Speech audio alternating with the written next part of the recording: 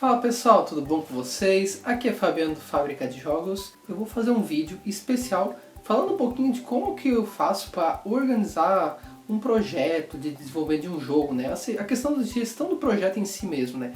Como eu faço essa organização? Primeiro é que a gente tem que deixar claro que isso aqui não é uma fórmula mágica, não é assim, nossa, tem que seguir isso aqui passo a passo, porque é a minha forma de organizar, a minha forma de abordar, da minha experiência. Tem várias outras formas de se fazer isso e que vão trazer resultados também significativos, e até pode ser outras formas também que façam melhor, enfim, né? Então, existem várias abordagens. Eu vou falar muito de uma abordagem que tem uma parte meio das metodologias ágeis, principalmente Scrum.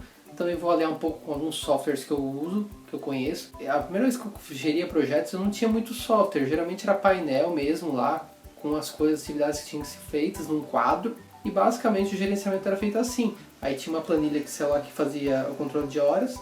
E basicamente era isso. Mas eu vou mostrar hoje como eu estou organizando os projetos, inclusive como eu fiz a organização do projeto agora que eu estou trabalhando no mestrado, inclusive, né? Bem, a primeira etapa, gente, você tem que se preocupar é o escopo. Qual que vai ser o escopo do teu jogo? Tem uma demanda, você já identificou uma demanda de mercado, ou algum cliente que te procurou, né, trazendo uma demanda. Você já tem aqueles requisitos que você tem que ter no jogo. E aí você faz o escopo do jogo, cria, né, a jogabilidade, como é que vai ser, você fala um pouco da narrativa, se for o caso, né, ou da temática que tu vai trabalhar, tipo como se fosse um plot, né.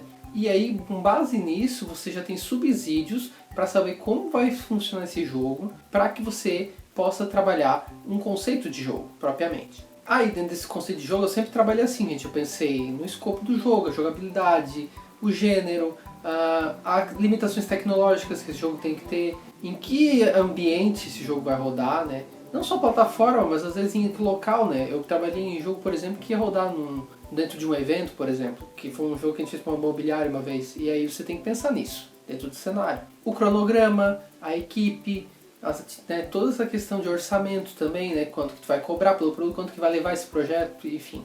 Esses detalhes tu já vê dentro do conceito de jogo. E aí nessa etapa aí, dentro dessa parte, você tem que trabalhar junto com a equipe para definir as atividades, tanto que a gente fazia? A gente fazia uma reunião com toda a equipe para definir as atividades, o escopo de cada atividade, o que tem que ser feito, né? Discutir as dificuldades e o tempo que vai levar cada atividade também, que era outra coisa que a gente fazia. Por quê? Porque isso ia dar a base, subsídio para a gente ter noção de quanto tempo levar o projeto e também fazer o orçamento do jogo, quanto que ia custar esse jogo propriamente. A gente tinha lá os valores de programador, de artista, como é que a gente fazia isso na planilha, e aí a gente colocava as horas de cada profissional, a hora do projeto em si, e aí tinha o orçamento fechado, né, propriamente. O que é importante falar, gente, sobre a questão de atividade e orçamento, que como a gente trabalhava com metodologias ágeis, a gente sempre focava no seguinte: nós tínhamos que chegar no consenso do tempo de atividade, porque a gente sempre, todo mundo discutia aquele tempo para chegar no consenso. Por quê?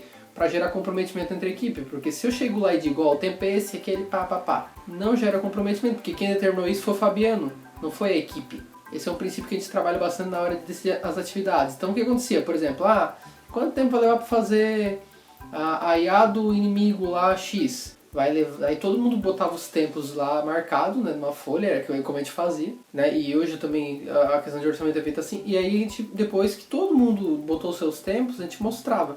Eu disse 10 horas, ele disse 20, ele disse 40. Opa, daí a gente discutia, tá, por que tu disse 40?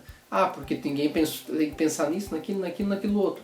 E o outro botou 10. Por que 10? Mas a gente já tem coisa pré-implementada, tal, então vai levar menos tempo, Então essa discussão é promovida e aí a gente chega num consenso. Esse é um passo muito importante com toda a equipe também, para gerar comprometimento, que todo mundo saiba sobre todo o jogo. Aí uma vez, gente, que o projeto estava aprovado, a gente fez todo esse conceito, discutiu essas atividades e tempos e tudo mais, aí sim a gente partia para organizar as atividades e começar a executar o projeto. Então o que a gente fazia? A gente organizava num painel, muito parecido com esse que eu vou botar aqui ao lado para vocês verem, onde tinha lá as atividades pendentes, as atividades em andamento e as atividades que estavam feitas. E a gente tinha metas para entregar também, no caso, de acordo com as reuniões com o cliente, né? Não era assim mensal ou tal, era de acordo com o ciclo que a gente determinava. Às vezes era mensal, às vezes era 15 dias, isso variava muito do cliente. E aí nessas reuniões, a gente daí fazia uma parcela, para que a gente, quando chegasse na reunião com o cliente, a gente tinha resultados para apresentar para ele, né, do andamento do progresso. Ele já participava também para aprovar, Então, esse era o processo de organização das atividades. E aí todo mundo tinha a liberdade de ir lá acrescentar novas atividades, porque às vezes o nosso escopo inicial não previa tudo, de ir lá e mudar. E aí hoje, gente, a gente fazia isso em quadro. Hoje eu uso, pelo menos no projeto do mestrado, eu uso uma ferramenta chamada Trello. Trello tá aparecendo aqui para vocês uma imagem de organização de um processo que eu fiz. E, cara, o Trello é muito bom porque ele organiza exatamente esse espaço da mesma forma dentro de um software. Então, todo mundo tá ali conectado dentro do Trello, todo mundo já acessa e tem tempo real atualização, já atualizado automaticamente, todo mundo recebe, né? Fica aquela questão de comunicação única. Então vale a pena dar uma olhada no Trello para organizar as atividades e pensar bem direitinho. Aí esses ciclos de entrega de projeto é o que a gente chama de metas, ou também chamado de milestones, né? Alguns usam esse termo. Então essas metas eram feitas e aí a partir do final dessa meta a gente fazia a reunião com o cliente para apresentar os resultados. O cliente podia aprovar, o cliente podia aprovar com ressalvas, ou seja, ele tem algumas alterações a serem sugeridas, ou ele rejeitava. Daí, quando rejeita tudo, a gente aí é porque a coisa está feia mesmo. No meu caso, sempre foi aprovação com ressalvas, nunca foi nada... Eu nunca cheguei a esse ponto de rejeição, porque daí para rejeitar mesmo é porque tu tá fazendo muito fora de escopo, né? Tu fez uma análise de requisitos muito mal feita. E aí o importante, gente, é que a gente sempre fazia registro de ata de reunião com o cliente, para dizer lá quando foi a reunião, o que foi definido nessa reunião, tudo certinho. E aí o cliente assina embaixo e eu assino também. Por quê? Para que tenha o histórico dessas alterações, depois também você tem um respaldo de saber o que tem que fazer. E também o cliente, né? Porque às vezes o cliente não lembra do que pediu e depois fala, mas isso aqui foi feito. Mas foi tu que pediu, ó, tá aqui, ó. Você pediu essa alteração. Então você tem uma prova também ali para mostrar para o cliente isso. E aí, quando rolar esses desenvolvimento, aí tem algumas coisas, né? Por exemplo, documentação, né? Tem gente que faz documentação de projeto em doc, daí compartilha no Google Drive, todo mundo tem acesso, é uma forma. Tem gente que faz PowerPoint, às vezes com resumo do documento, porque às vezes o cliente não vai ler todo o Game Design Document, às vezes o cliente não tem tempo para isso. Eu já usei também o Wiki, só que assim, o Wiki eu usava para equipe interna, tá? Para cliente, claro que não, né? Cliente não vai dominar a linguagem Wiki lá para ficar escrevendo, mas para equipe interna funciona legal, porque daí tem controle de versão, tem uma série de coisas ali que ele já faz para ti. Né? E a questão de colaboração também é bem legal. Prototipagem, a gente sempre trabalha assim, ó, protótipo de papel para simular a dinâmica, né? Ver a questão de usabilidade também, né? A paper prototyping que a gente fala e depois ir para o motor, ir para um engine mesmo e fazer o trabalho em si. A questão das outras áreas de programação, arte e tudo mais, a gente tinha sempre um controle de versão, tá? E também de alterações. Então a gente usava tem vários programas para isso, mas nós chegamos a usar na época o FreeVCS e o Tortoise SVN, que são dois programas para controle de versionamento, tá? Do teu código, dos teus arquivos e tudo mais. Para que esse controle de versionamento? Porque às vezes acontece assim, ó, o cara fez um código, aí ele alterou aquele código, aí agora eu quero voltar na versão anterior, não mais nessa nova que eu fiz, então tu tem como fazer isso pelo programa de controle de versionamento. Outra questão também é, por exemplo, tá alguém mexendo no código, os outros ficam bloqueados de mexer naquele código, para evitar o quê? Que eu faço uma coisa nova aqui, outro vai lá e sobrescreva o que eu acabei de fazer, daí eu perco tudo que eu fiz.